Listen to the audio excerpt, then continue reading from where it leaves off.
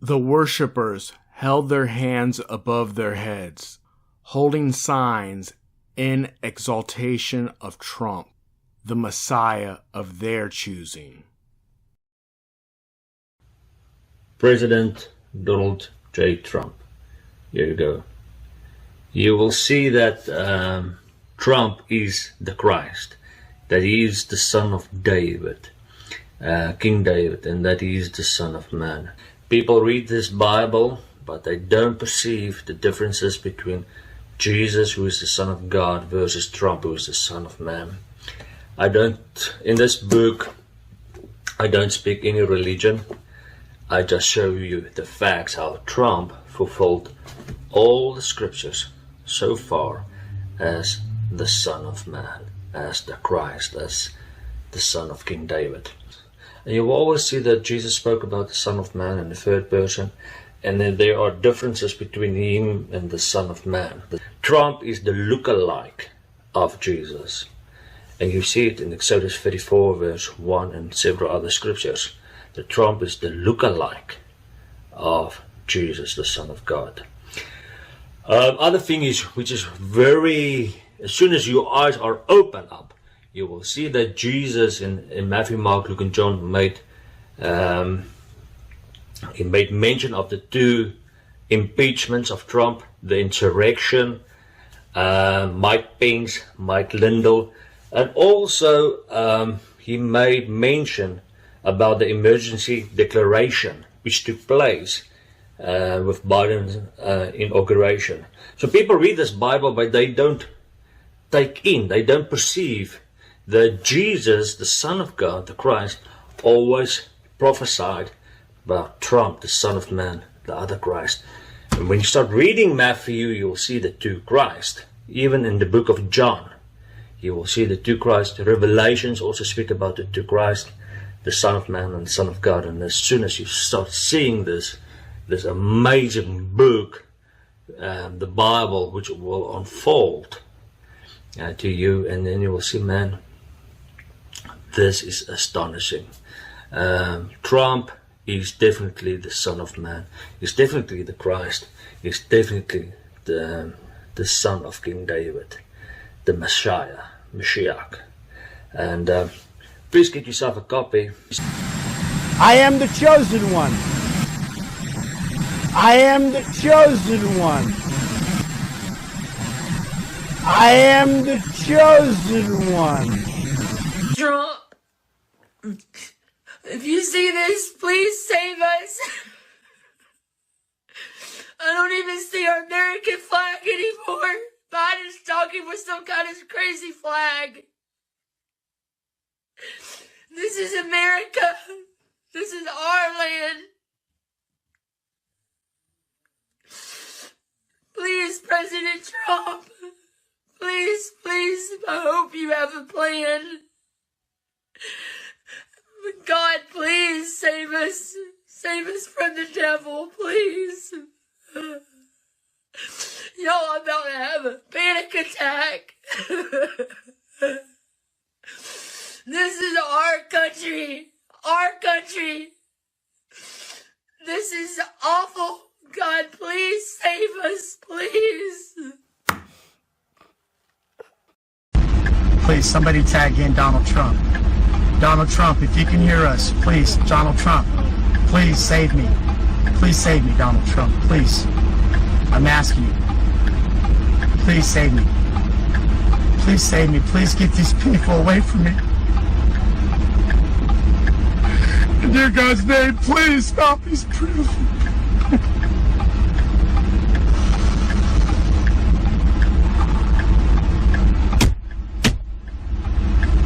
Go break.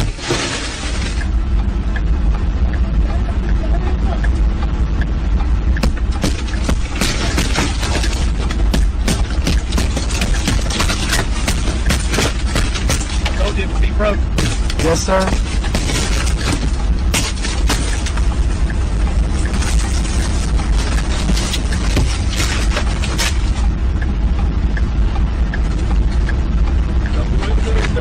I'm not doing anything, sir. I'm a believer in the Lord. I'm the Lord's child. I promise you. Give me your hand. I promise you, I'm not trying to resist. Okay, but listen, my wallet's right here. Okay, Leave your hands right here.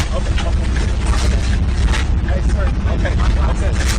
Watch your feet. Watch your feet.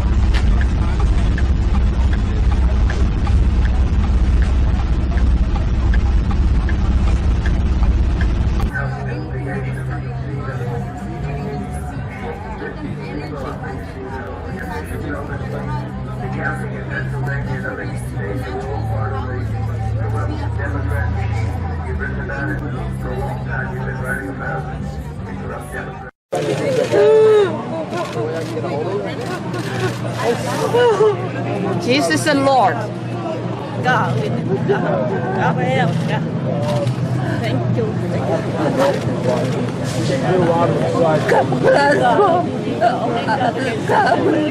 Bible, Holy Bible is for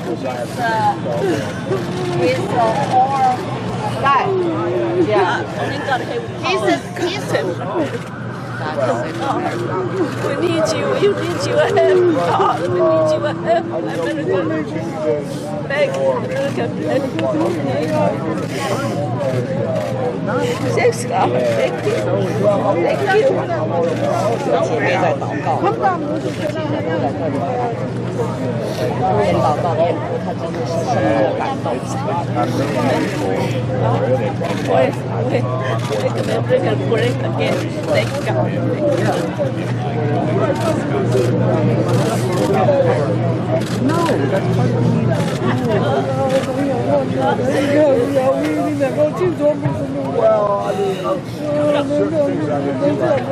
Thank you.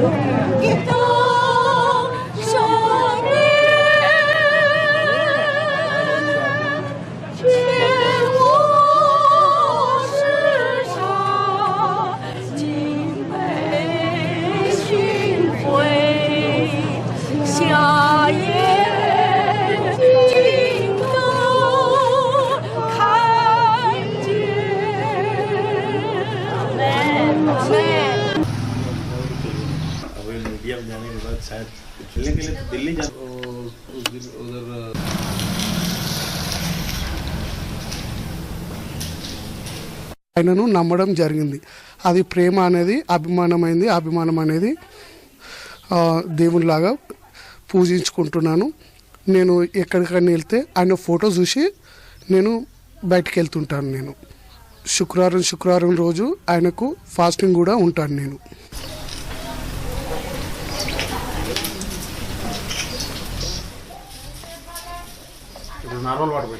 नहीं गांव वाला भी नहीं रुका.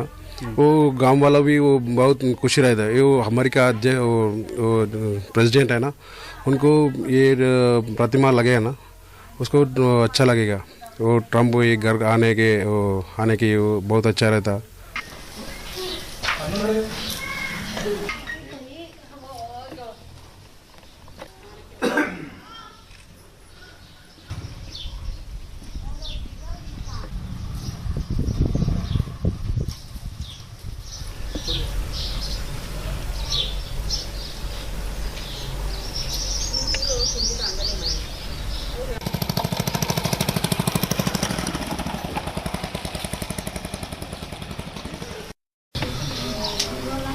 How it is you voted for Donald Trump when you're so into facts, because his entire campaign is not based in facts. It was all based in propaganda and emotion. I voted for Donald Trump for one reason only. His policies, if implemented, would slow the dispossession of whites in the United States. If he were to deport all illegal immigrants, if he were to think very hard about letting in any Muslims, all of this would slow the rate at which whites are becoming a minority.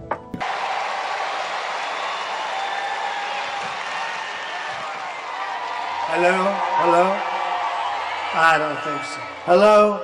Is that better? Is that better? That's terrible. Is that better back there? Is that yes or no? I said, so I had to go. How they doing?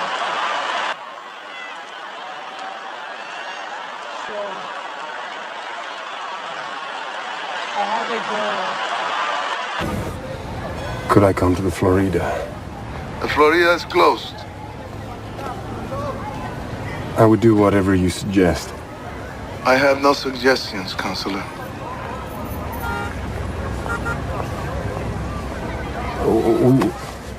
We could meet someplace. We're meeting now.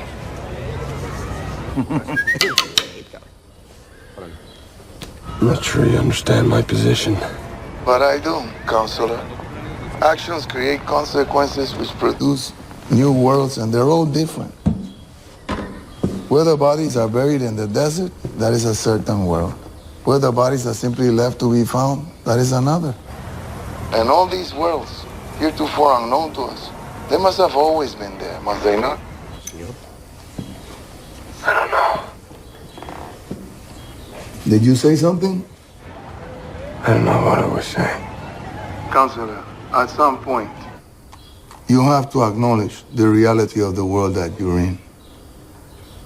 There is not some other world. This is not a hiatus. Hiatus. ¿Cómo? I believe the word is hiatus. Can you spell that for me, please? H-I-A-T-U-S.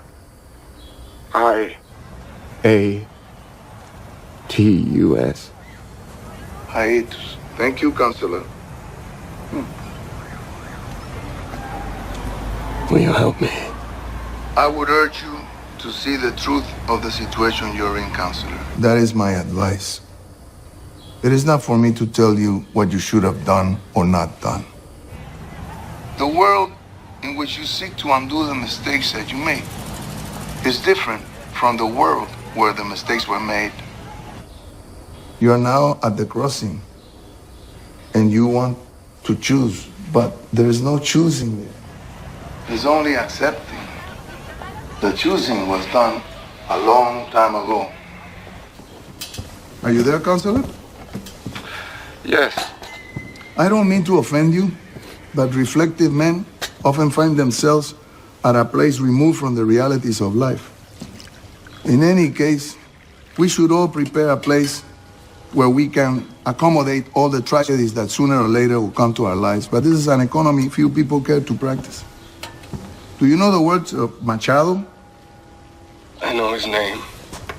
Caminante no hay camino, se hace camino al andar. Lovely poet. Machado was a school teacher, and he married a young, beautiful girl, and he loved her very much, and she died. And then he became a great poet. I'm not going to become a great poet. Well, perhaps not, but even if you were to do so, it would not help you. Machado would have traded every word, every poem, every verse he ever wrote for one more hour with his beloved. And that is because when it comes to grief, the normal rules of exchange do not apply, because grief transcends value. A man would give entire nations to lift grief off his heart, and yet you cannot buy anything with grief, because grief is worthless. Why are you telling me this? Because you continue to deny the reality of the world you're in. Do you love your wife so much, so completely, that you would exchange places with her upon the wheel? And I don't mean dying, because dying is easy. Yes! Yes, damn you! Well, that is good to hear, Counselor.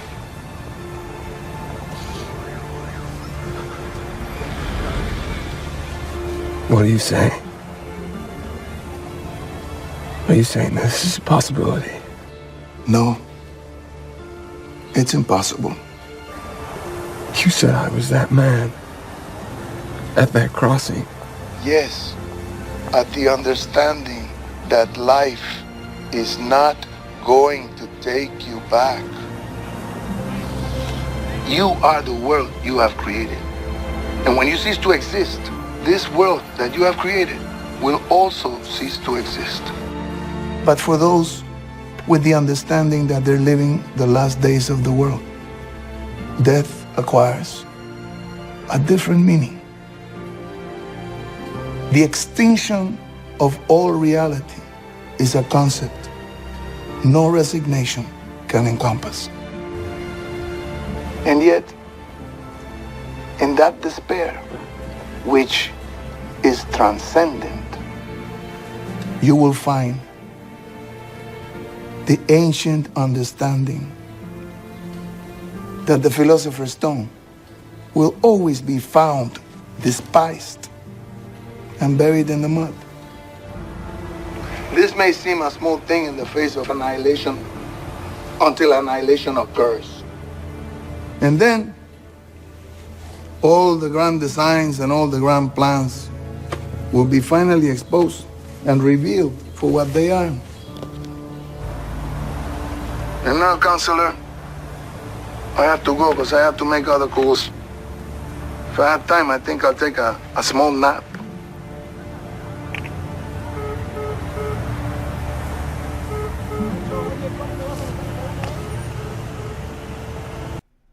Tehillim, Psalms, chapter 9, verses 15 to 16. Tet, the Goyim have sunken down in the pit which they have made, in the net which they hid. Their own foot is caught. Yahuwah has made himself known. He has done right ruling. The wrong is snared in the work of his own hands. Meditation. Selah. A biblical level ass whooping is on its way. RT is sitting down with Professor Johann Galtung, an internationally recognized founder of peace studies, an author of more than 150 books. His most recent book is titled The Fall of the U.S. Empire, and Then What? Professor Galtung, thank you very much for sitting down with RT today. My pleasure. In 2000, you had predicted and forecasted that the United States would fall apart, would crumble in 2025. And then after former U.S. President George W. Bush stepped into office, you shaved 5 years off. You said in 2020, the U.S. empire will come crumbling down. That leaves 9 years, according to your prediction. What will happen between now and 2020 to make the U.S. come apart? We turn right now, in the last few minutes, to a man who has spent the last half-century pursuing nonviolent conflict resolution. He's known as the father of peace studies. His name is Johann Galtung. His latest book, The Fall of the U.S. Empire, and Then What? Successors, regionalization or globalization, U.S. fascism or U.S. blossoming. We welcome you to Democracy Now!, Johann Galtung. As you survey the geopolitical landscape right now, and the wars that the U.S. is involved with, what are your thoughts? Well, thank you so much for inviting me. It's an empire against the wall, an empire in despair, an empire, I would say, in its last phase. My prediction in the book that is here, that we mentioned, The Fall of the U.S. Empire and Then What, is that it cannot last longer than till about 2020. In 1980, I predicted for the Soviet Empire that it will crack at its weakest point, the Wall of Berlin, within 10 years, and it happened in November 1989, and the Soviet Empire followed. So my prediction is a similar one for the U.S. Empire, and that could lead to the blossoming of the U.S. Why do you say 10 years, that the U.S. empire collapses in a decade? Within 10 years, well, the prediction was made in year 2000, and I actually said 25 years. But then Bush was elected president, and his narrow vision, his fundamentalism, made me cut it by 5 years, because I saw him as an accelerator, which he certainly did, launching 3 wars: war on terrorism, war on Afghanistan, and war on Iraq. Now, this comes after the U.S. did not win 1953 in Korea and lost 30 April 1975 in Vietnam. In other words, we are now in war number 5 of major significance. That is typical for the decline of the empire, that it goes like that. When you ask me why did I have that time horizon, well, I made comparative study of quite a lot of declines of empires. I'm a little bit of an expert on that, actually. And there are certain factors that are similar. They rise and decline more quickly now. Of course, the 2 Roman empires, the Western and the Eastern, lasted longer. Now it's quicker. The US started, I would say, in 1898, walking into the shoes of the dying or dead Spanish Empire. And we are now dealing with a phenomenon which is about 110, 112 years old. And as I told you, I put the upper limit at 2020. When you ask, and then what? You say U.S. fascism or U.S. blossoming. What do you mean? What we see right now is an intensification, spreading, special forces, increasing, let us say, from 30 to 45 countries. And that's exactly what you would expect. It's an effort to try to externalize, to say that there are enemies abroad that are trying to get at us, instead of saying the obvious, namely that we have made a construction, and that construction is dying itself. If you try to dominate the world economically, militarily, politically and culturally at the same time, and then having these 4 support each other, it cannot last for a long time. And that's the phase we are in now. Now, in that period, there will be fascist reactions. It's not impossible that there could be a military coup in the US from the right. Not impossible within this period.